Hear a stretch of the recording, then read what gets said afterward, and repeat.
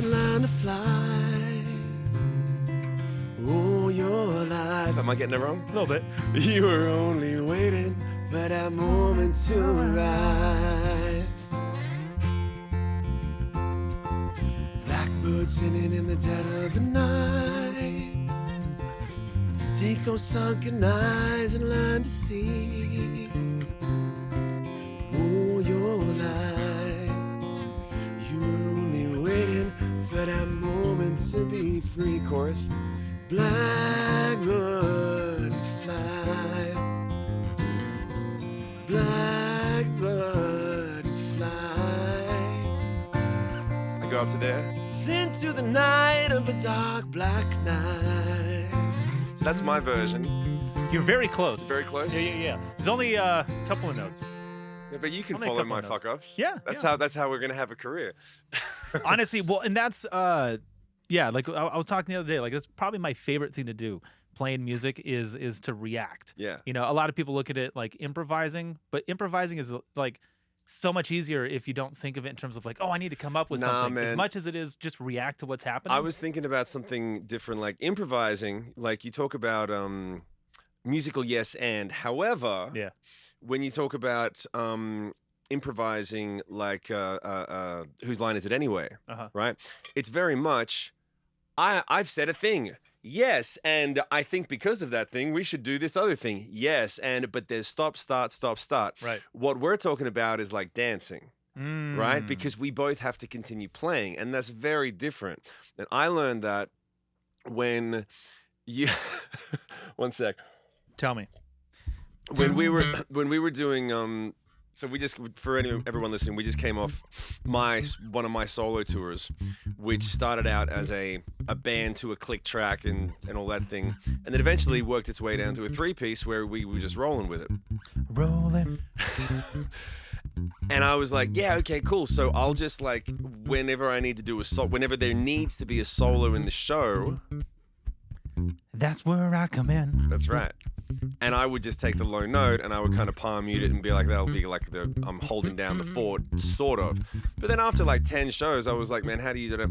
And you made that analogy of coming up with solos is the same as songwriting. It's just 10 times faster. Because you did a lot of soloing this tour. Yeah, because you fucking said that. Once you said like, it's like songwriting, but just real fast. Yeah. Because that's all songwriting is like, does this work? No. Does this work? Yes. And let's try the next thing and the next thing. So over 4 hours, you get a song. Whereas if I get 8 bars of a solo, I'm just making it up and maybe, because I cannot play solos, 60% of it is in key. The other percentage that's out of key is just my artistic integrity. Yeah, right. Well, I mean, yeah, if you think about it, yeah, composition and improvisation, they're the same thing, but one is the other sped up and the other one is the other, but slowed down. And so I understand if you say like, I don't like improvising. Yeah. It's the same as like, I don't like mixing. I'd rather mix in the studio because I can hear the same thing over and over and really get it right. It's safe. Whereas the other one's like, nah, safe. just on to the next, on to the next. I know I played something bad, but if I keep going, I'll be able to play something good. Right. And So change like your mind. if you go to C, if you're in C, and you play something just mid-tempo funky.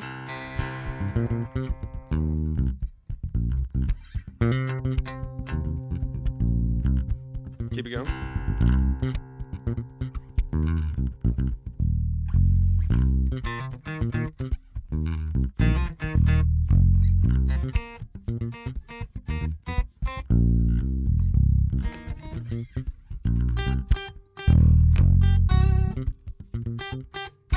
I did that on purpose because it was twice. You're not wrong.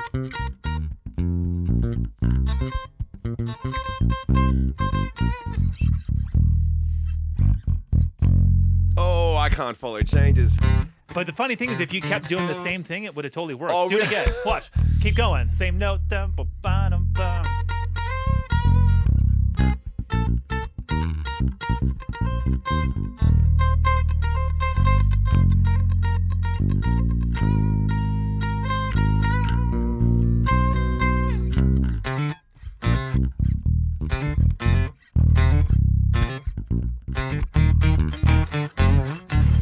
So right there, Yeah, like, oh, I don't know. that's when people say like play inside the key. Right. If you know what the notes of the key of the notes are, notes of the key, however you say that. You know what I mean? Like then you can almost pick any of them. Yeah. Play them over and over, do patterns of them, and it almost doesn't matter what notes I play underneath because I saw your face each time. You're like, oh, I don't know. Wait, it still works. How come that is? See, that's the thing. The reason that I could never figure out soloing is because, like, if it was 12-bar blues, everything in the root note works over everything. Yeah, right. And so that's the last place that I did soloing. I was like, okay, that's it. And then if you go to a chord that I'm not prepared for, I suddenly suck. I'll just stick to writing songs. Well, the funny thing, it's literally the same exact thing. Yeah. You know, so if you like one, I mean, you can do both, but stick with whichever one you like more. Yeah. But you can do either of them. Yeah. It's But my cheat was always... So we can do it as a 3-piece because if I go to a note, you can just be like, oh, he's going there. And you, so you can fix my fuck ups. But if there was anyone else playing, like if the keyboard player was there, he'd have to really be like in sync with you to be like, Shim's, he's going to stay on that note for another couple of beats. Yeah. He's not moving. But my cheat was always the wah pedal. Like I could go to a couple of wrong notes and just and I'd bend my way up to it, and it was just noisy, messy, Nirvana-y kind of stuff. But it worked. Every instrument has a thing that they can do that like no one else can, and so that's like you just have a handful of your tricks that you can always lean on. Right. So like as a bass player, it's groove. If the band pulls out and the only thing happened is I remember how long they waited on that one too last night. Yeah. Yeah. Like that's all you need to do, and everyone. Yeah. Like that's all you need to do. But if I were to come in with try to do some sweep arpeggio shit, like nah, that's guitar players. They come in kicking and screaming with that kind of stuff, right? Yeah. So every instrument has like a thing they do well. Singers, you know, it's the gospel Fuck runs. singers, man. Fuck singers. Everyone's got a thing that when you do it, they hoot and holler you. They can't help it. So like my thing. Here's the funny thing. Like I found. On this tour especially, like a lot of singers, especially because I started working in coaching, they want to hit the high note. They want to hear, they want to go all the way up there and do all that shit. Or all the 80s hair metal stuff. Yeah, they want that tone and the rasp, and they want to be like, how do I blend? And I'm like, but what happens if you just go, like I always use that line from a Linkin Park song, and I've got a version of it that starts a cappella, or if it's like, I don't mind where you come from. And then you go, as long as you come to me. And just really hold it back. Mm-hmm. But you got to control the air all the way back. And if you do it enough times, you go, but I don't like illusions I can't see. And you're getting out of time, out of sync with it. And so anyone who knows this song, they start leaning in because they're like, well, that's not how it goes. Yeah. And then anyone who's in the bar who's, hey, you got it. Yeah. Like mid-drink, mid-anything, it's just like something happened. What is it? Yeah. When you can hear that pin drop. And that pin drop. And I would always do it, and it was always weird because we would do the song the same way each night, and we would get to that line of like, you go...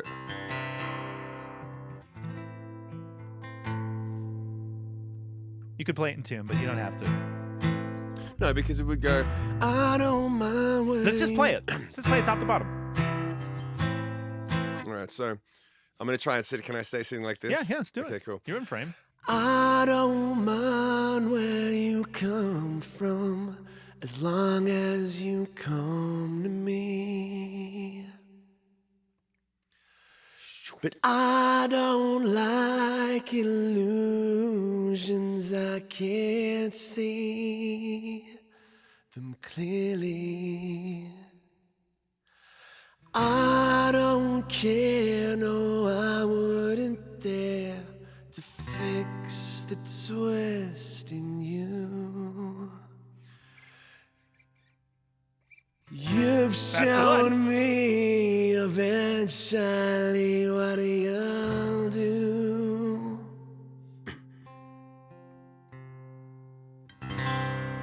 I don't mind, I don't care, as long as you're here.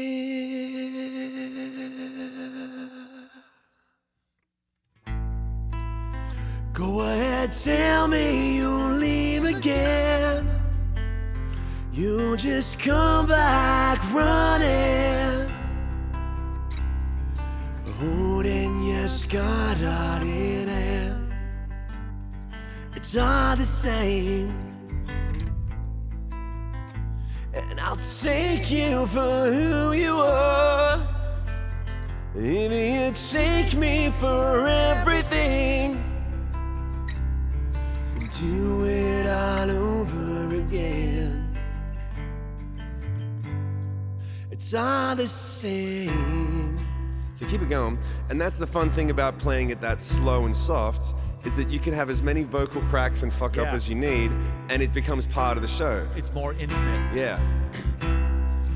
Hours slide and days go by till you decide to come. Sounds dirty. But in between, it always seems too long.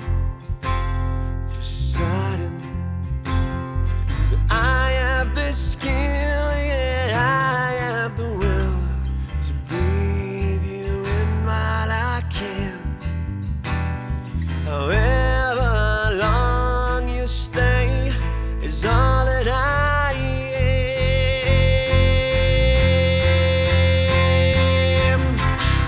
I don't mind, I don't care, as long as you're here. Go ahead, tell me you'll leave again. You'll just come back running.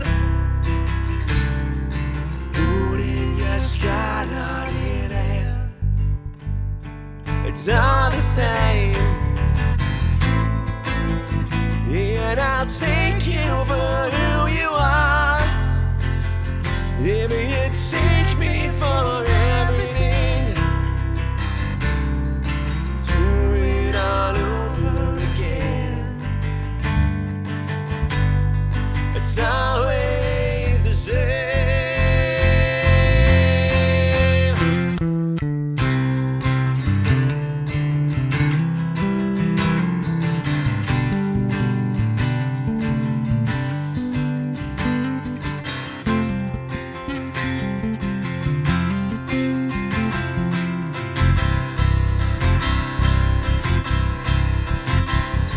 Run, run, run, black or white. If I close my eyes, it's all the same. And in my life, the compromise.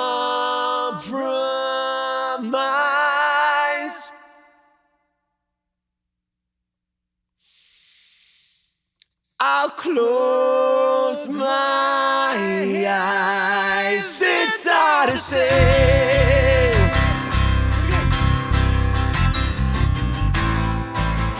Go ahead, say that you're leaving. You'll just come back running. Wouldn't you start out in it? It's all the same. And I'll take you for who you are. You take me for everything. That's high. Do it all over again. It's all the same. It's all the same. It's all the same.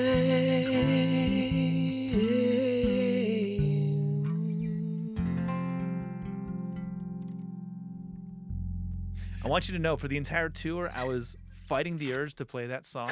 I have died Every day waiting for Every you. single time I was like, oh, if I do it, he's going to get pissed. No, I would have loved it. That But and that's the fun thing "Kiss about. me."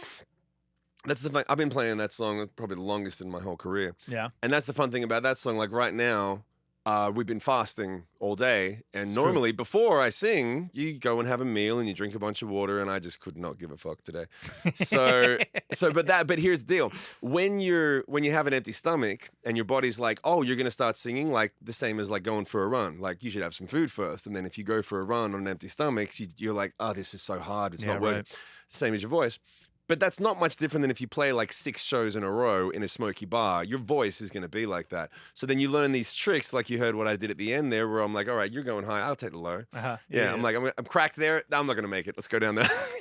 And you just figure out all the little tricks so you get through the song. Because the audience, like I said, the audience doesn't care. They want the feeling. So if I go like, I have died every day waiting for you. Like they're going to go, oh shit. They're going to get the feeling. So it doesn't matter. If I've got no voice, I'll just go there instead. Well, yeah, it's about leaning into the moment. I think too often, I was playing a solo just now, right? And my first thought was, shit, these strings are so dead. Or I've got like no sustain. So then I just like, all right, let's play without sustain, right? Because they're going to sound like bloop, bloop, bloop. Yeah. So lean into it rather than try to cover it up, because Band-Aids don't always work. Sometimes the best thing is like, wow, I'm not wearing any pants. Hey, check it out. Here's what it looks like. Yeah. And, sometimes that's the moment. Yeah. That's what you got to do. Yeah, it's the same thing as if you have an epic fail, you want to look around and be like, did anyone have a camera? Did anyone catch that? Yeah. Come on, that was exactly. like, falling right Lean in your face. into it. Yeah, lean into it, because it's going to happen anyway. It's one of the hardest things for people to understand. Like in the masterclass that I do, I spend 80% of my time on the call. I do a weekly call, and I spend 80% of my time just trying to reassure them, like, you're allowed to suck. Yeah. Like, you're really supposed to. Like, and then when we did the tour, there was one kid who came up on stage. Yep. And Remy, I'm calling you out. Ayo! And but he wanted to be perfect. He was like, he had his guitar, it was all set up. I could tell he'd done his hair, the whole thing, and he'd been practicing for ages. And it is that same thing. I wanted to do the thing that we did on the previous tour where the drummer came out, and I said, like, he drove 10 hours from the previous show, and he was like, if I could ever play drums with you. I said, yeah, if you want to drive all the way down, play on Crucified. And then right before we were going to start, it was like 1, 2, by the way, we're doing the radio edit. Yeah. and that the radio edit has an extended intro. And he didn't know what to do, but like I wanted to throw Remy in the deep end as well and be like, "Oh yeah, we're cutting the bridge, or the outro is extended." Well, there was. I didn't have the heart to do it to him. Yeah, we did stop. Yeah, but we prepped him for that. Yeah, I didn't want to prep him. I wanted to stop and be like, "What are you doing? You're still playing?" And fuck him up, man. We went over this, Remy. Damn it. Nah, Remy, you did good. No, he did great. Well, but even just now, like you paused and you looked, you're like, is he going to catch it? Is he going to catch it? Is he going to wait? Yeah, but we've been doing this a while. No, but I mean, that's everyone. Here's the thing. When it comes to live music, I think the best thing you can do is try to create moments. And there's no better way to create a moment than to intentionally fuck with things. Yeah. Timing's the easiest one. We're supposed to come in, but wait. Now, it's not until I say so. I know the song goes like that, but shut up. Yeah. We're playing it now. And here's how it goes now. Exactly. And I think people really do love that. So long as you stay within the framework of the song, when you really start to mess with it, the diehards tend to get pissed. But I think that's the difference between, if you write the song, you get too attached to the song. Right? Like, I have to play my song. It's got to be perfect. I have to hit every note exactly that way.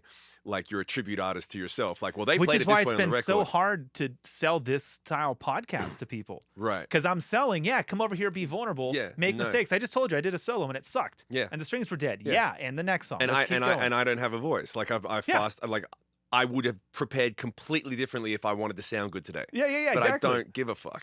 And that's the hard thing being a musician, is you want to put your best foot forward, not your most honest one. Yeah, no, your most authentic foot forward. Yeah. Authentic is where it's at. And that, because authentic's a really good word, because that's what people, like, it's no different than, like, they have this saying, I forget what it is, but like most people, if you ask for help, are more than ready and willing to step up and say, oh my God, I didn't know. I didn't know you need help. Of course, I'll help you.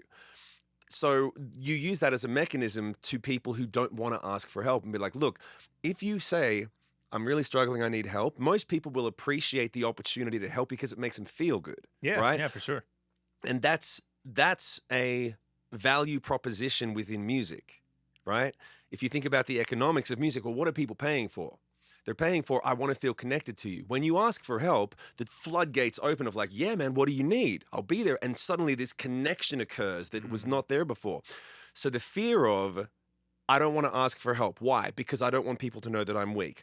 I don't want to get on Jayme's podcast because I don't want people to know that I'm weak, right? That's the vulnerability. But here, the reason I'm putting it this way is because once people see it, specifically this moment that we're talking about, they need to understand that the value proposition is in your vulnerability. If you're perfect and everyone knows, it's like when you're watching a replay. Well, I already know he scored the touchdown. It's not exciting anymore. Yeah. If I know he's going to play it exactly the way on the record, it's not exciting. It's just louder.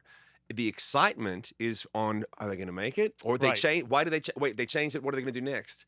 Right? As long as you get to hear the chorus the way that it's supposed to be, so you can sing along, and a couple of the main hooks, you're pretty happy as a customer. Yeah. But that feeling of like the danger and the excitement is the thing that they go, man, you got to see these guys next time they come through town. Right. It was bombastic. I had no idea they were going to do this. They played like America. Fuck yeah. They just do that one, they did Gummy Bears. It was like crazy. Speaking of which, should we do that one? Yeah. I can't believe it. Yeah, like. I'm gonna.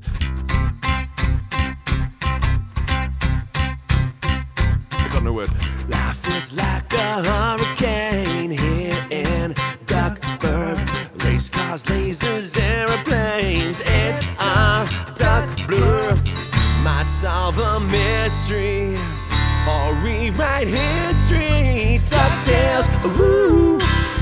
Every day we're out there making DuckTales, ooh. Something that I can't remember. DuckTales, ooh. Verse. Something else I should be saying. Final countdown. Lyrics were written before, but I can't be bothered. Might solve a mystery or repeat the pre-chorus. DuckTales, woo. Every day we're out there butchering DuckTales. Woo. Something even something I like DuckTales. Woo. Bridge. Shit, I forgot. 1, 2, 3, and danger lurks behind you. There's a stranger, and he'll find you. Something else we can't remember. DuckTales, woo. Every day we're out there making DuckTales, woo. Something else we can't remember. DuckTales, woo. La la la, la la la la la la la la la la la la la la. DuckTales, woo. I was gonna push it. We didn't push it live. I always miss that. Well, no. We did push it. Seth didn't push it. But so did you do the? I did a half push. You did a half push. Okay. I did a semi because you didn't know what we were gonna do. I had a semi. That's push. all right. I doubt no one even noticed. No, definitely not. I don't even think that was plugged in. Yeah. Honestly, that was that song right there. We had to do, and we waited a solid like 4 weeks before we attempted because we knew it had to be right. Here's the funny thing. I knew we were going to do it because we had a contractual obligation to your wife. Yeah, Sarah said in order for me to do the tour, we had to play DuckTales. And, at least once. At least the terms and conditions were at least once. Yeah, we did a solid, and we did it on radio. Yeah, but here's the thing. I thought we were going to fuck it up and be like, okay, it's done. But we crushed it, and it was fun. And then when we got to the point where it was like, yo, hit me 2 times, bump, woo, and they started singing it, that was when I was like, okay, these guys, look, they know it. They just forgot that they know it. Yeah. So then we started putting it in every night, and it was awesome because it's easy. It's a straight, simple shuffle to play. That was an easy one to get the crowd involved when, you're right. Yeah. I was surprised at how quickly they remember. You don't even need to remember the song. You just need to know that when they go boom, boom, I go woo. Like, it's so easy. Just go up there. Yeah. No, it was a good one. What the fuck else did we do? We did. Oh, that's right. We did Land from the Land Down Under. Oh, that's right. Yeah. We busted out quite a few of them. Yeah. And you know what? And that's something that I remember was so much fun about one show that we played the last time we toured. Because the last time we toured, it was all in-ears, all tracks, everything clicked out. And then there was one show where the window shattered. We showed up late, and we didn't have time to set up. Just shattered. It shattered. Just random. Like, no one knows why. Magically. We're not sure how it happened. And so, like, just throw everything up. Let's just go. We'll do this one, amps and wedges, rock and roll style. And it was the best show of the tour. And I remember just, like, mental note, when it comes to rock and roll, it's better to do it without tracks and clicks and just just go for it. But to be fair, you you really do need to know how to work the crowd. got to figure it out. If you just play the songs and then it's like long pause, like we know these bands where they just play and then there's just a long pause and then they play and there's a long pause. And that's not an experience. No. It's really not. And so, yeah, it worked because I'm very lucky. I've been doing this a long fucking time. I came up in theater and it's like, you know, when things go wrong, and it's the funniest thing. Like, man, they're right there. They're right there. They're right there. Like, you can fucking reach out and touch them as much as I could reach out and touch you on the bass. And you do. You stole one cell phone. Yeah, dude, fuck that guy, man. I watched you. Somebody was on their phone while you were singing a song. You stopped the song, walked down, grabbed his phone, and put it in your back pocket. And I'm immediately in the back of my head like, all right, make sure that kid gets his phone back. Yeah, like, I got to keep an eye on that. But here's the funny thing: most people would be like, "Hey, man, what the fuck?" He was like, "Okay, fair point." He forgot about it by the end, like because he took a photo, and then I'm like, "Cool, take your photo." I mean, whatever. But then he's for 30 seconds, 60 seconds straight, and I'm like, "Dude, how long does it take you to text your girlfriend the fucking photo?" Like, so yeah, no. So I took it, and I would have done it again. Yeah. Oh yeah, right. Oh, you like it faster? Yeah. Okay. You're gonna have to slap hard so I can keep the beat and the time. How fast can you go? Okay, show me. 1, 2, 3. Okay. You gotta execute those downbeats for me. Deep breath. Yeah, like you never seen a white person before. Jaws all on the floor like Pam. And Tommy just burst in the door. Started whipping her ass worse than before. And the designer added to something over furniture. It's the return of the wait. No wait, you're kidding. He didn't just say what I think he did he? And Dr. Dre said, nothing you idiots. Dr. Dre is that he's locked in my basement. Now all this women love Eminem. Chicka, Slim Shady. I'm sick of him. Look at him walking around grabbing his you know what, flipping you know who. Yeah, but he's so cute. Yeah, probably got a couple of screws up in my head loose, but no worse than what's going on in your parents' bedroom. Sometimes I just want to get on TV and let loose, but can't. But it's cool for calm green to hump a dead moose. My mama's on your lips. My mama's on your lips. And if I'm lucky, you might just give it a little kiss.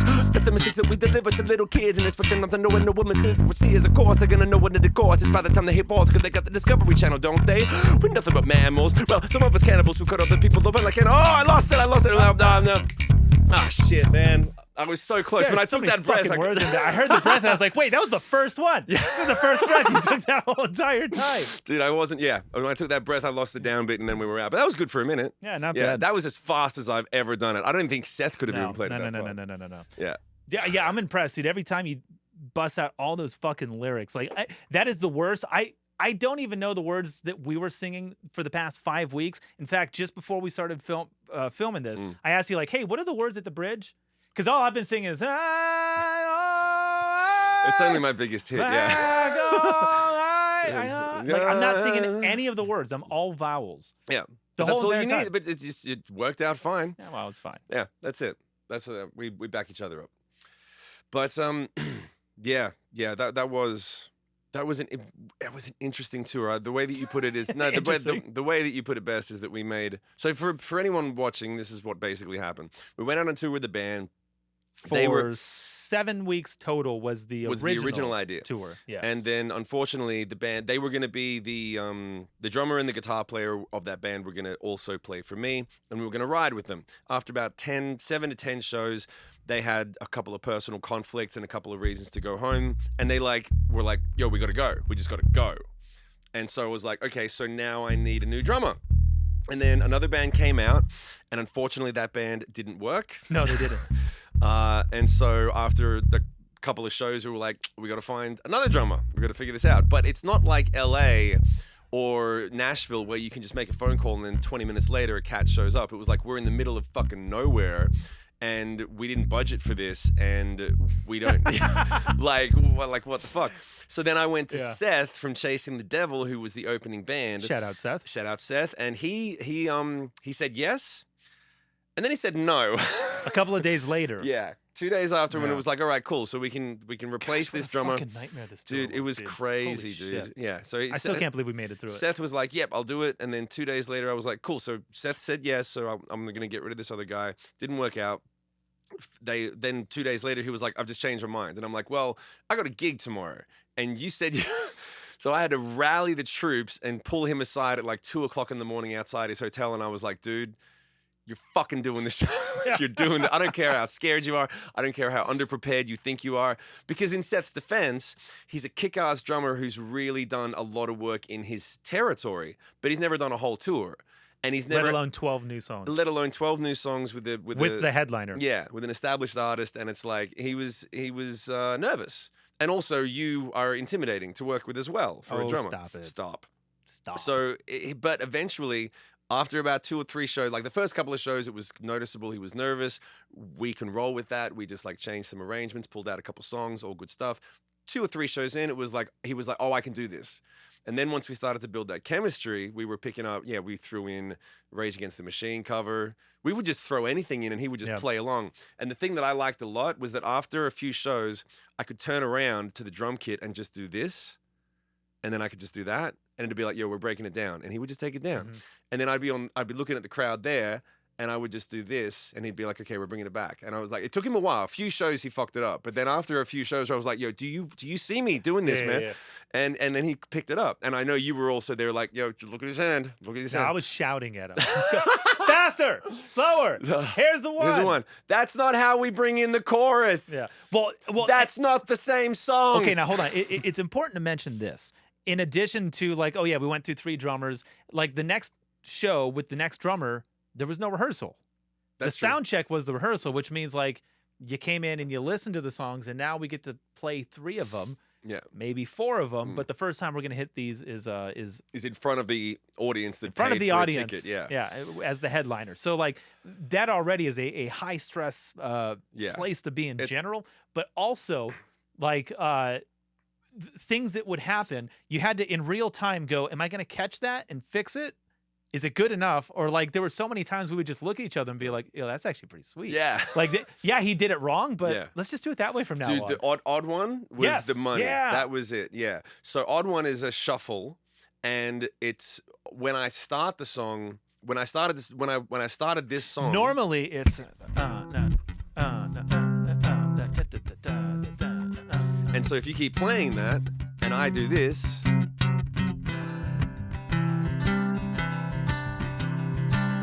right? It works as a shuffle. But if you pull out, 1, 2, 3, 2, 2, 3, 1, 2. You can hear it. You can hear it either way. So I started the song by going, and then of course I really threw him for a loop because I was like, oh, I'm gonna really sexy it up and go. Odd one, you're never alone. I'm here and I will reflect you. And he's sitting there like, what the fuck is this? Yeah. Sounds nothing like the recording. Both of us basically unattached to anything or anyone. Very musical theater. Unless we're pretending. You live your life in your head. Some call it imagination. I'd rather focus instead on anything except what I'm feeling.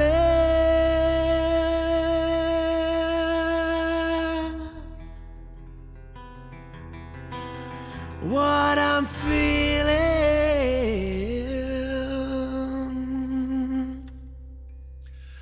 I'd want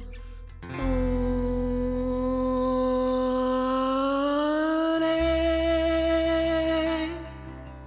It's gonna be okay. Yeah, we're gonna laugh at this one day. And normally, he's supposed to come in with a shuffle. So he can feel that, and instead he came in with odd one, I wish I was you. Never concerned with acceptance. And we were like, is he gonna catch up on the shuffle? He's not gonna catch up. So we're doing the whole song as a waltz. Here we go. Anyone who will accept us, but not you. Odd one.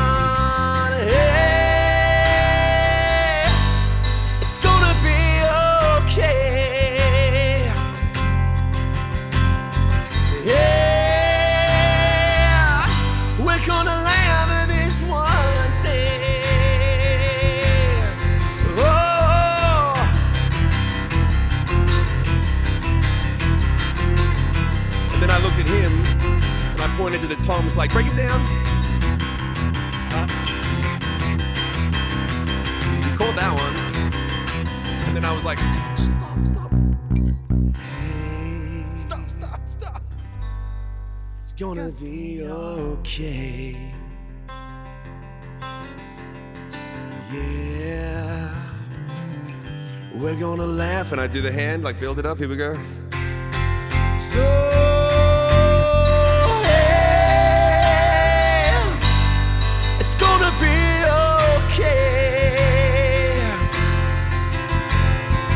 Yeah, we're gonna laugh at this one, say. And I love that he started catching this. Don't let someone tell you you know. Don't let someone tell you you know one.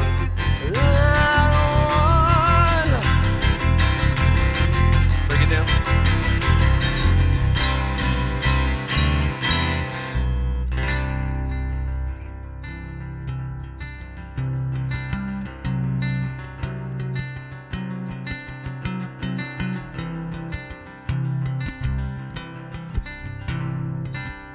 That would always screw me up. Stay on the 4/4, right?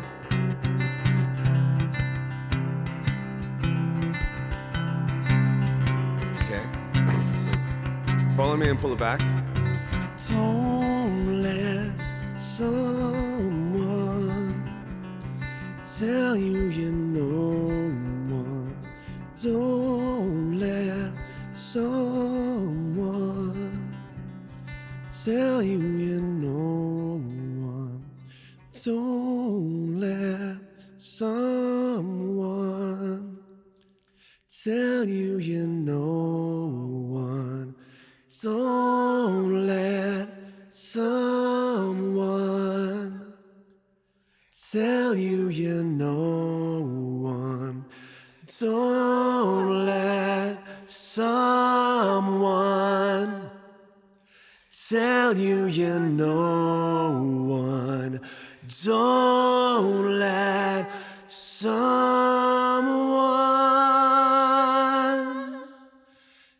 tell you you know one. I'd want.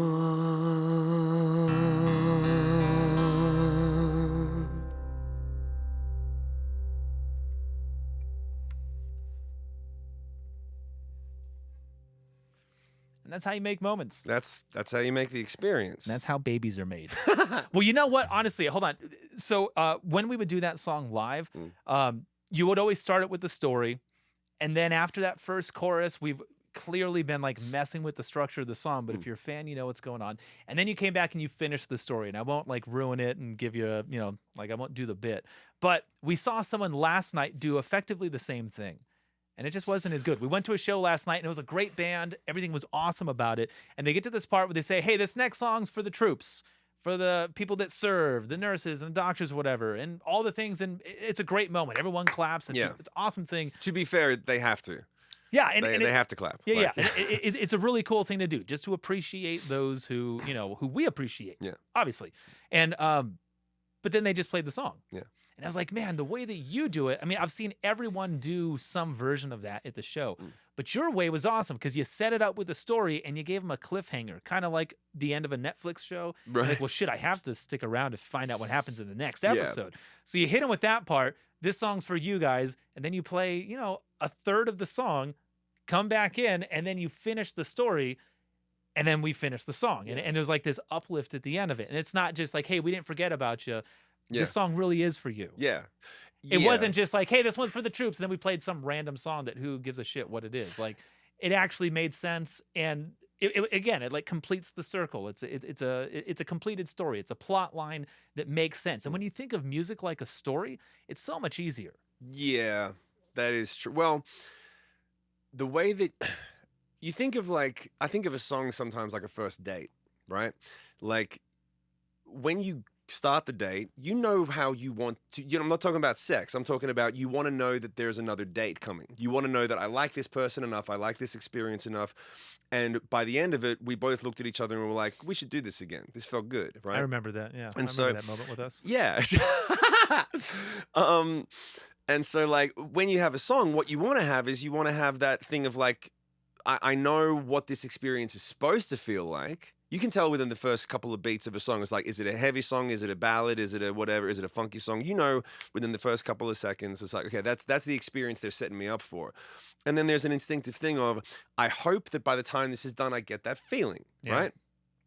And so if you look at it like a first date, you go, well, you have lots of opportunities to make that happen. There's lots of these great, and I call them ingredients in the course that I have. Because like if you're on a first date and you're listening to someone, right? And you're like, I heard what they said there. I'm going to tell them a little bit about myself because I empathize with that. Or I know I went through that kind of thing.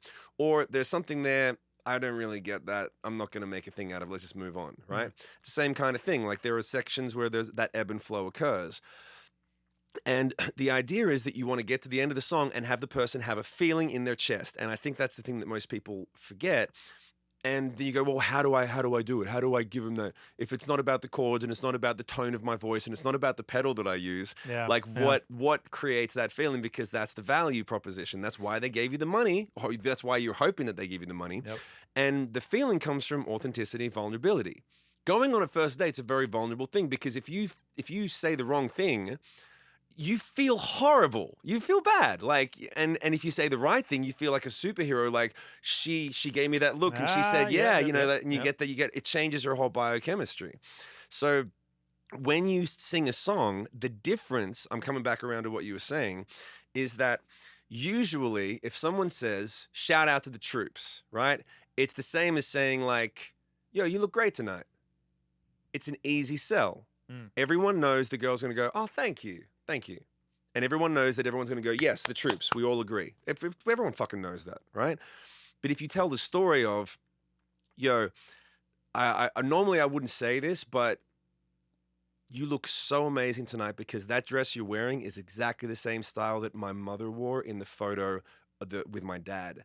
And like, I don't know what it is, but for some reason, like, you look amazing tonight. Like, just got to say it. That hits differently. Right? That's like, there's a piece of me, I've got a story, and something's going, and like... Connectivity, it means something. Yeah. And so when I tell a story of, yo, I went to see the troops in the Veterans Hospital, and they were missing arms and legs and telling stories, and then there was this one guy that I had this experience with, now it's real. Mm-hmm. Now it's like, I was there, I don't know what you've been through, but I did share this moment with you. And then I can tell that story and it has a beginning, a middle, and an end. And that changes things because I feel like people because there's always people of service at every show. There's a nurse, a doctor, an armed serviceman, teacher, a policeman, a teacher. And when you actually say like, yo, I know I don't know what you've been through. I know that. This is as close as I could get. And much respect. And this is my way of serving you. And when they hear it and they're like, damn, he actually took the time. Like that's the difference, right? And no disrespect. The guy last night, he was a man of service. Yeah, right? It's funny. Yeah, he was. Yeah, he was a park ranger, and he was a man of service. But in my head, I was like, yo, man, you must have stories. Like, tell us something. Like you're so much further above me in that lane of like, you're authentic. You're the real deal. And you told everyone that, so just give us some ingredients. Mm-hmm. The ingredients of my ones are like, yo, they were missing hands and legs. I walked into a room. It was only him with cables coming out of him. His mother was there knitting. Half of his head was missing. These are ingredients. These paint the picture so that you're like, oh, you really did go to that hospital. And so I can believe this story.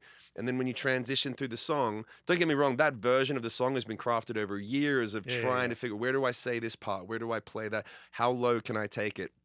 Because it is 100% true story. I remember when I looked up, and like the band, the other two members of the band were there, and they had a cajon and stuff, and it's like, yo, we can't be banging on drums or anything.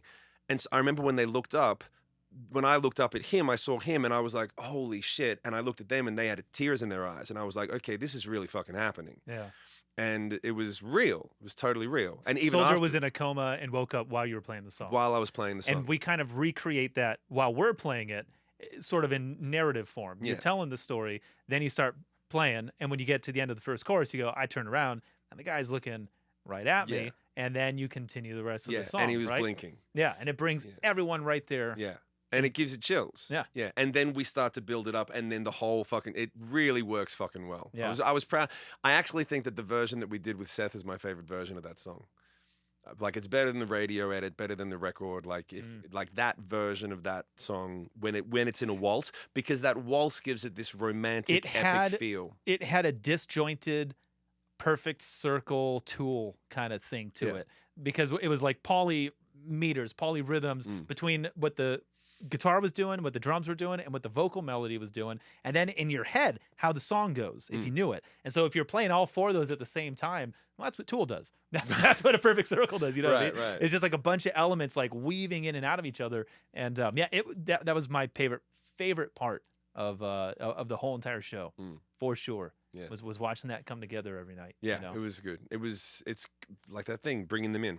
It's all about how close can you get to it? And one of the best compliments that I got on the tour was one of the other speeches that I have, which I really appreciated. This one guy saying it, because I knew he meant it, was, I was talking about how you ask the question. A lot of singers get on stage and they'll be like, "Yo, here's what I learned about my life," and I'd be like, "Well, let's ask a question. How many people have something they want to do with their life they're not doing yet, right?"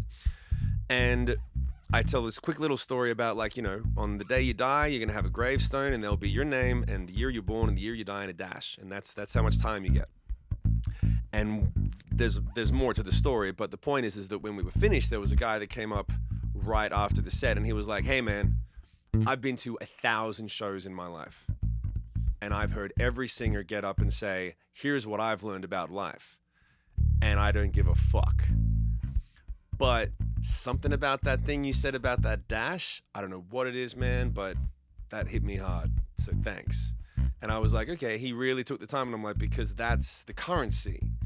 Most singers, it's lip service, or it's pieces that are ripped off from, like, a bit of this, a bit of that. Let's put it together. I'm like, but where's you, man? Where's your shit?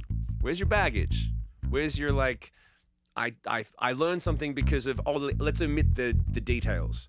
But here's what I learned. Well, if I don't hear, it's like Gladiator. It's like if he dies at the end and saves Rome, and you don't see the first 2 hours of the movie, you don't give a fuck. I need to see what you went through.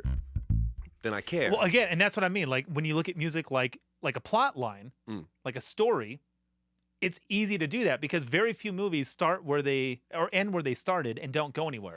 The Big Lebowski is like the only one. It really was just about the rug. Because it ties the whole fucking room together. You're right. It really did tie the fucking room together, yeah. And the Nihilists, they had nothing to do with it. Yeah. And like, you know what I mean? Like, very few movies do that. They usually take you somewhere. Frodo goes on a journey, and then he doesn't throw the ring away. Someone else does. What's that called?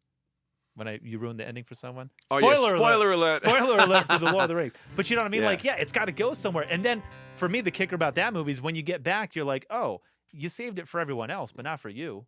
Yeah. You lost yourself along the way. Yeah. And that happens to some of them. Yeah. And that's written by a guy who wrote a book about war. Tolkien was in 2 world wars, and he came home. Most of his friends didn't. Yeah. Right? So that's really what the book's about. It's like, I came home, but I didn't really. Yeah. And that's the journey, and that's the whole thing. And so musically, melodically, lyrically, however it is, with your fucking drumsticks, take the listener on a journey, end somewhere different or back where you came from, whatever the thing is. But if you think of it like that, we're about the 3rd act. Something needs to happen right now that you didn't see coming, right? But in the 4th act, we need to rope it back in, right? Or not. So music, sometimes it's hard because it's you don't see it. You're thinking of all those offbeats that the drummer and bass player were catching last night, aren't you? Yeah, that's exactly. Yeah. We saw a sick jazz band last night that was picking up on all sorts of stuff. But that's all it is, you know? It was sick to see. What I look for these days is like, how close can I get to a train wreck? You know, like whatever's about to happen, what if I see... Dude, that's why I said at the beginning of our sets, I was like, there's going to be 3 awkward silences. Yep. Because then they're ready for it. It's like, oh no, they didn't fall apart. The set hasn't completely fucked up. This is part of the show. Good move. That was a good move. This was part of the show. I'm like, a master stroke. Yeah. Yeah, and then having those types of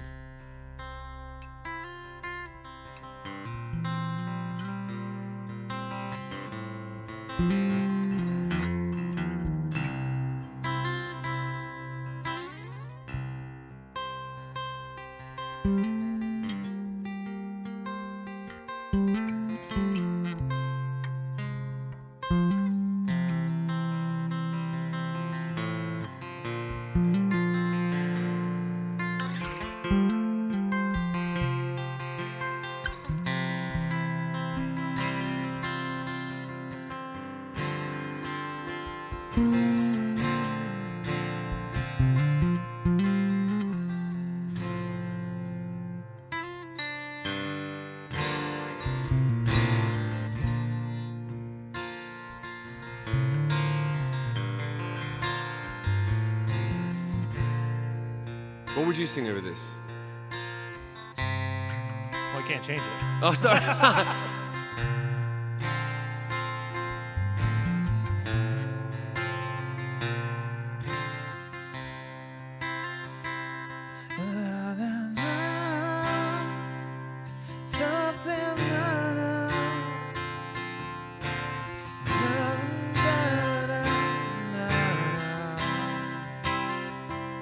It's been good, but it could be better. Sometimes you just don't know what's ahead. So you went, it could be good, things can get better. Sometimes you just don't know what's up ahead. It could be bad, but it can get worse. So much worse. Welcome to the thing they call life's curse. Ah, yeah. But it don't change much anymore. Now I got you.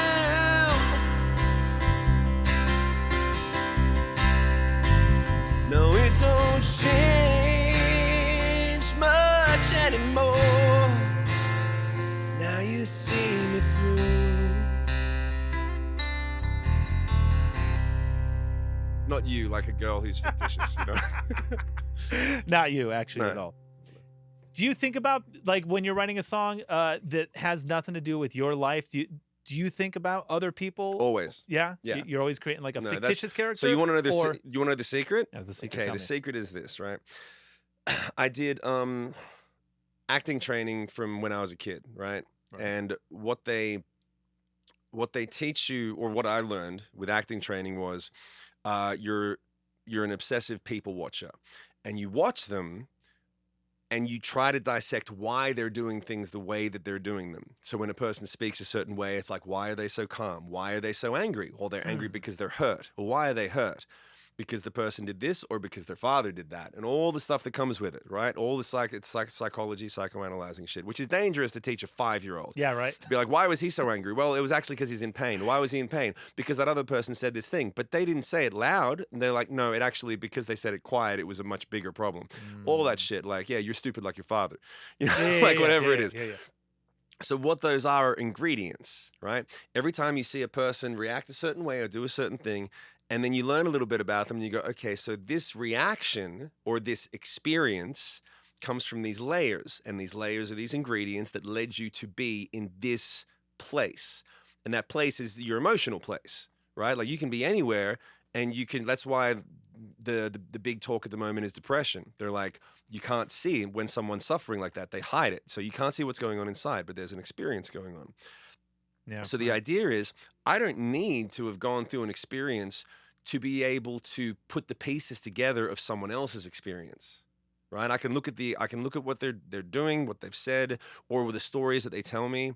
Like, I can ask a person one question and listen to them talk for 20 minutes and write a song about their whole fucking life, because you just have to listen and pick up the ingredients. Yeah, right. So the key is usually listening to someone else and going, okay, so that's what's up with you? Okay, cool. I totally identify with this 30%. I've been through that, right? So now I'm going to take all the ingredients that you gave me, and I'm going to empathize with my percentage, and then that's the song. My understanding makes it my song and my voice. But I get to be like, oh, I didn't go through that other shit, but I'm going to alchemize it into a different thing. So that's why whenever you're going through anything, that's why artists are always pretty reclusive because they're always watching. They're like, Yeah. what can I take? What can I do? Right. Yep. So it's the listening thing. And that's the best thing about like when session musicians like you're like, well, you know, the key to playing live is listening. You're always listening and you're dancing and everything. Well, the key to composition is you're always listening, but you're composing after the fact. So you're taking the ingredients of like right now, you're thinking about what the drummer did last night, and you're like, oh, I would have done this, I would have done that. You're composing after the fact, right? Because sometimes, yeah. Right. So with a human experience, you go like, okay, they went through all this stuff. I know all that now, and then you put it together after the fact, and you go, here's a song. Or sometimes you just freestyle some shit and figure out what rhymes with curse. Yeah, that too. the best way I had it explained to me is like something Chuck Rainey said. He was a bass player. Still alive, but I don't know that he's working professionally anymore. But he would be like part of the Wrecking Crew. I think he played on the MASH theme song and a lot of the 70s session guys. And he said the way he put it is the good Lord gave you 2 ears. One's for you, one's for everyone else. That's a good one. I've never heard that. Most people focus on just themselves. Right. Guitar players. I'm not I'm not like pointing anyone out. Singers. But like some people, right? You can tell. Yeah. Because their attention is here, their eyes are here, they're stomping the pedal board. Something's just not right. What is it? And they're missing all of that. All of it. They're missing all the things, not just because they're not looking, they're missing the hits and the catches. They're not listening. Yeah, but you can tell they're only paying attention to them. If I put in their ears or go stand in their wedge, I'll bet they're the loudest thing. Yeah. You know, you can just tell they're in their world, focusing on their part. And I don't want to say you can't make music that way, and I don't want to say there's anything. No, here's what's up. You can make music that way. You can't make an experience that way. It's very difficult. You can't create an experience that way because you're only having your experience. It's why I always go back to a first date. It's like if people have been on dates where it's like she just wouldn't shut up about herself. Yeah. She just fucking talked all night. It sucks. It's not an experience. It turns out it's a fucking hassle. The difference is, well, it's actually not a difference. If you take a girl out and she's like that, you usually pay for dinner. You see a guitar player like that, you had to pay for the ticket. Yeah. To watch him fucking jerk off on stage and be like, oh, I'm insecure. It has to be perfect. What? Yeah. Like, yeah. No one cares. No one cares. No one cares, man. No one cares. And like, that's the experience. And I can always tell those people too, because what the questions they ask afterwards. Anyone that comes up and pats you on the back and, hey, that was great. And then anything else that comes out, you can tell like, if they say like, man, that was great tone. What pedals were you using? What strings you got? What pickups are in there? It's like, you can tell they're searching for something to connect with you on, but they know it ain't music. Right. Not because they're not as good as you, but like, they're barely musicians. They're instrumentalists. Right. They're technicians. They haven't crossed over into, well, I play music. They're still playing parts. They're still playing tones. Their eyes are on the gears, and they can't see that it's clock. All the gears connect. You know, I can't see the forest through all the trees. Yeah. However that saying goes. That's why I say I don't play guitar, I play songs. Yeah. Because whenever anyone asks me about my guitar tone or how I write or anything, I'm like, I don't know, and I don't care. It should be so simple. It's like that, like what we just did. It's like, I don't even remember what it was, but it's just flow, and it's like, I really expected that to suck more than it did. Like that actually kind of, it was a basic structure. Yeah. But I was like, this is gonna train wreck, and we still finished. I don't know how the fuck we're doing. So we should make a podcast where we just do that. Yeah. Where we just write songs on the spot. Just write songs on the spot. Yeah. And we could do it. We could probably do it. But I bet there's some old footage. It's it's not. I think the first 10 years of any artist's journey is just getting over themselves and their bullshit. To find your own voice and then lean into it. Yeah. And there's plenty of artists that have been doing it for 20 years that have found their own voice, but they still don't lean into it. Yeah. Like, we've seen singers all the time, and it's like, man, you sound great, and you're saying all the right things, but like, you could just, you know, it's like, it's the difference between like, you know, some fucking random, and Steven Tyler. You look at Steven Tyler and it's like, you're out of your mind. You're like, so like, you would be, if someone came up and just put a bullet in you right now, you'd be like, perfect. This is where this is where I want to die. Like, this is where I'm supposed, this is where I live. This is where I die. This is the only moment that matters. There's no insecurity. There's none of the way. Like, I've looked at his stuff. You know, Freddie Mercury was the same way. He didn't give a fuck. Like, these guys have no fear.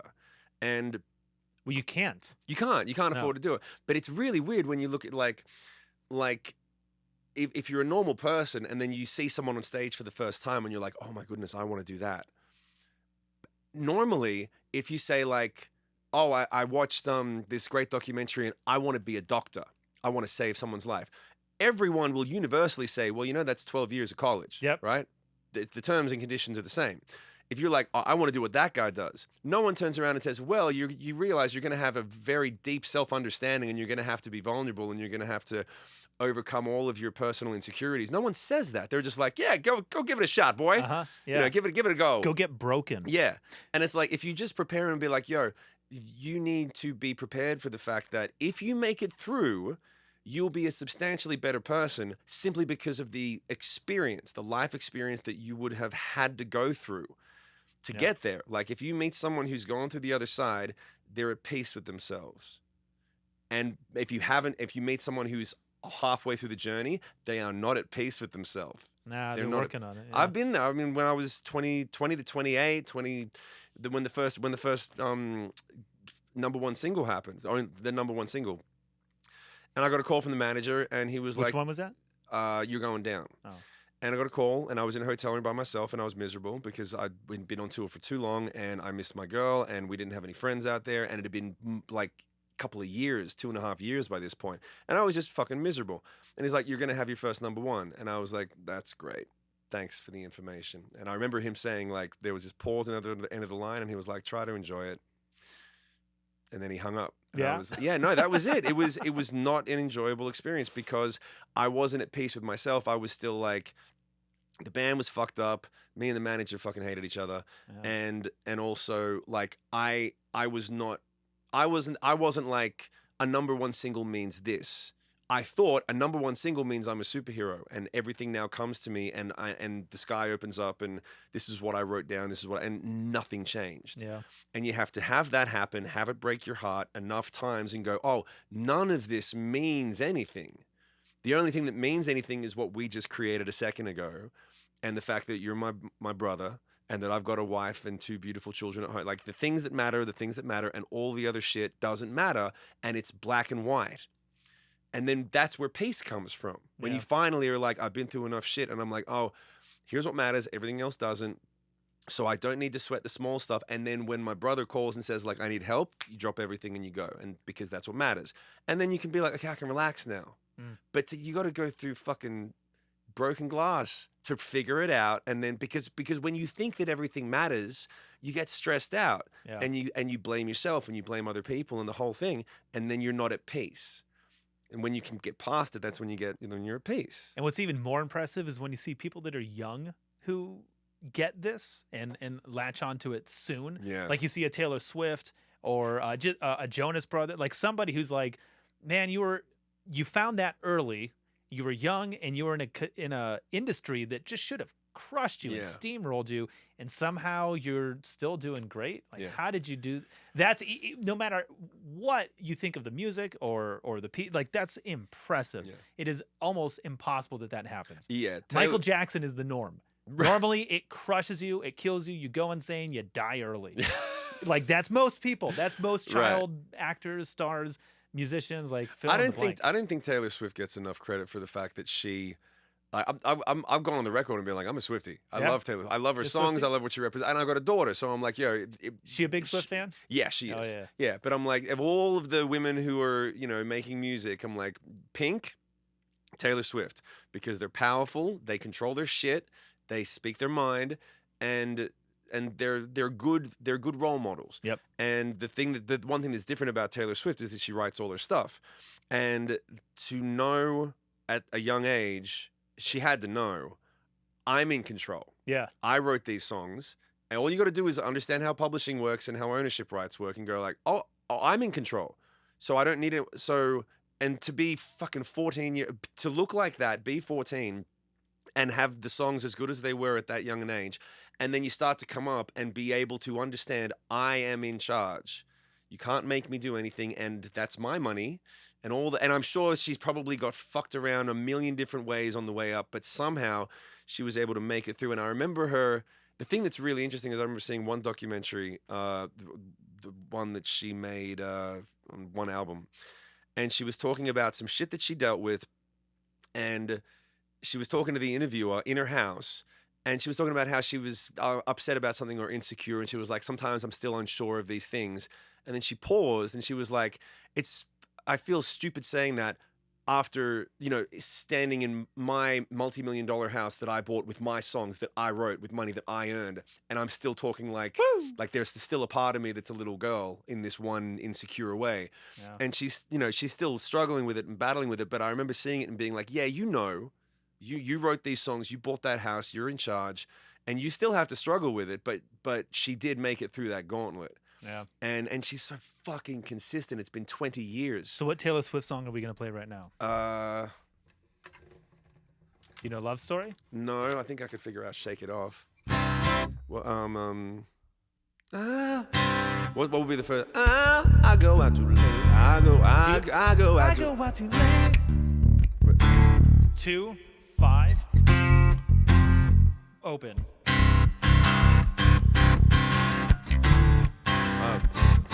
I go out too late. I go out too late.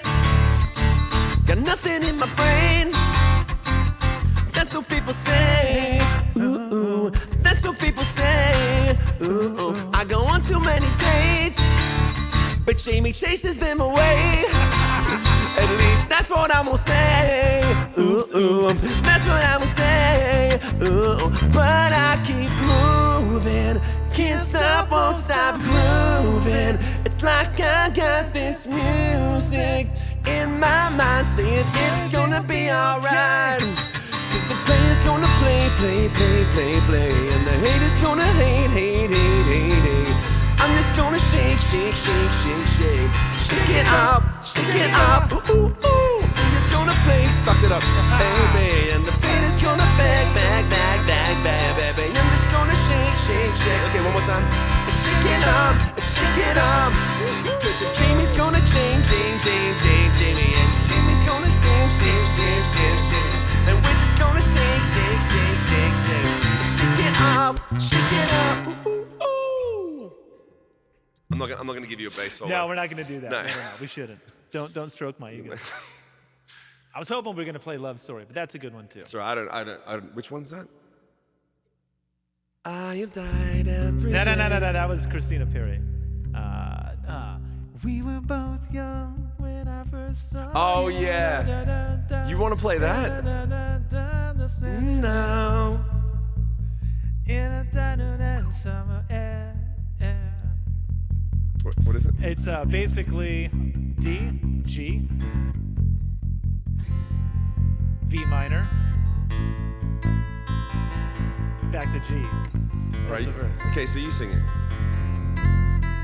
We were both young when I first saw you. I standing there, and the diner standing there on a balcony in summer air. Ooh, ooh, ooh. I close my eyes and the flashbacks start and standing there. Okay, so yeah, all the words are fucked. Oh, you're fucked. G, you were Romeo. A minor, better B minor. Said stay away from Juliet. Baby, you please don't go. And I said, Romeo, take me somewhere I can feel alone. Where is it? Hey, you gotta shout him out, man. B minor. G. In the love story. A. Just say yes. Okay, so this one didn't work. No, it didn't. No, it's all right. It's basically a Fall Out Boy song. Yeah. That is what it sounds like, actually. It's almost the same. You sped it up, it's Fall Out Boy. That is fucking right, eh? Mm-hmm. Never, yeah, we gotta. Honestly, that's how I learned songs. Right. Like, so there's a moment of the set that the tour that we just got off where we do what we just did and fail as often as we just failed. Yeah. Where we just like try a song we've literally never heard before. That would be the moment where I say, okay, we're just gonna have a moment of awkward silence, and then we would just do that. This next so song. anyways, we gave you a heads up. We told you it was coming. But so that right there, like people would always come up after the show and be like, hey, do you really not know the songs? Like, hey, I have no clue, no fucking clue. These are all Shim's. You've got 50, right? You said 50 Sick Puppies songs? Yeah. I know like released. 9 of them. Yeah. Yeah, I only know the ones that we ever did. So there's a whole bunch of other ones that are And that would work, when we would break it down, and I would throw it to the crowd for and they would shout out, "Do this one, do this one," and I'd start doing it. And I don't know what they are, but there's only 10 songs. Yeah, there's really not that many. Again, if you think of like stories, there's Cinderella, there's Hansel and Gretel. Like every movie you see, are just like, she's instead of the evil stepmother, it's the evil boyfriend. Instead of like it's Cinderella basically, and you can almost predict they're ending up together at the end. And then, that's exactly what happens, right? They live happily ever after. That's one story archetype. And then there's another, and there's another. Yeah. There's really not that many. And music, it's kind of the same thing. I can almost guess what you're going to do next. And if you're wrong, be right. You can just step up to it a second later, which you do. Yeah. Like, if you're wrong, you just go, there's ways to recover. Yeah. There's a whole bunch of tricks for that. But really, it's just predicting. I hear him doing this and going there. So there's only 2 chords it could be. Yeah. This one or this one. And even if I guess, I got a 50% chance of getting it right. Yeah. And if I'm wrong because you went somewhere else, then it's like, hey, twist ending. That's the M. Night Shyamalan. Right? And then even then, there's only a few twists. Watch his movies. You can almost predict, they're all dead. Yeah. Right? Or like, it's not even a real village. They're in somebody's backyard. I remember that one. I'm going to check. Yeah, we're going to. We got to wrap up? Yeah, we're going to wrap up in a second. But I remember the first time that I heard you really not expect one of those things was when we did... Yeah. I got something inside my soul. Nobody sees it, but I just know. And we go to, I look to the past, but it brings me down. I bury the weight of the world beneath my brow. I look to tomorrow, but it's in the clouds. And you didn't know where I was going. And I miss the never ending now. Yeah. But we did 3 shows where you were like, oh shit, that's right. Where does he go? And you were like, yeah, because you don't see it coming, but it's very Skinner. Yeah, it's like it's a standard sort of like gospel thing, and then it goes country. It just doesn't belong in that key, so you don't see it coming, or whatever it is. And then once you hear it, you're like, oh, it's those 3 notes coming down, Skinnered. So I just need to remember it's a Skinnered-y kind of thing. Yeah, but I remember I was proud of myself that I got you 2 times in a row on that one. Yeah. And there was another one you did where there was just like a straight up key change to a different note. Yeah, I don't remember what that one was. I don't remember either. any of my shit. Yeah. No. But that's all part of the fun, man. It's just like guessing how the story goes, and there's really not that many of them. And when something's different, you kind of know what it is. It sticks out like a sore thumb. Man, we got to do this with Keenan. We should get a drummer in here. Yeah. And we should do this again. The exact same thing. Yeah. Electric guitar, Keenan. Mm-hmm. Fuck yeah. We'll make notes for next time. Yeah. Love you, man. I love you too, sweetie. All right, this is good. This is fun. If people want to find you, where are you at? Where's the internet? Shimmusic.com. Use your fucking thumbs, people. Like I know that because one of my socials is Shim, the other one's Shim Moore, the other one's Shim Moore Official. Just go to shimmusic.com. Yeah, shimmusic.com, and then at the top of the page, you can push a little button that takes you to your preferred social media platform. I got a free Discord. I got a masterclass where you can learn how to write songs. I've got a Patreon that's set up that's got 80 pieces of unreleased songs, 100 unreleased videos, all the stuff archived from when the band was, doing its thing. Brilliant. Regular new songs from me. Yeah, everything all the time. Plus all the stuff that we're going to be working on next year. And dude, thanks for being part of this is going to be the first episode. This is going to be the new launch of Deadbeat Studios, and the first episode of the What Music They Make podcast, which I'm very, very excited about. But this is a format I would love to just fucking around, playing songs, stumbling through it, telling stories. Yeah, if I could do this every day of the rest of my life, that'd be the best. Yeah. So thanks for being the first one. No, man. Thanks for having me, man.